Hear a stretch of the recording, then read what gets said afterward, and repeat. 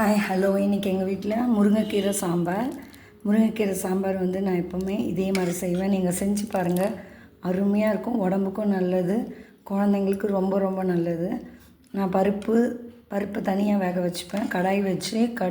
கடாய் வச்சு வெங்காயம், பூண்டு, தக்காளி வதக்கிட்டு மிளகாத்தூள், மஞ்சத்தூள் போட்டு நல்லா மிளகாத்தூள் வாசனை போன பிறகு தண்ணி ஊற்றி கொதிக்க வைப்பேன். அதுக்கப்புறமா பருப்பு கடைஞ்சி அதில் ஊற்றிடுவேன். ரெண்டும் கொதி வந்த பிறகு புளி கரைச்சி ஊற்றுவேன். புளி கரைச்சி ஊற்றுனதும் அதுவும் நல்லா கொதி வந்த பிறகு முருங்கைக்கீரையை அதில் போட்டு வேக வச்சோடனே தனியாக ஒரு சின்ன கரண்டி வச்சு கடுகு, கடலைப்பருப்பு, உளுத்தம்பருப்பு, வெங்காயம் எல்லாத்தையும் போட்டு தாளிச்சேன்னா அருமையான முருங்கைக்கீரை சாம்பார் ரெடி. இன்றைக்கி எங்கள் வீட்டில் வாழைக்காய் பொரியல், சின்ன வாழைக்காய், இது வெங்காயம் தக்காளி போட்டு செஞ்சது, உருளைக்கிழங்கு, ஒயிட் ரைஸ்.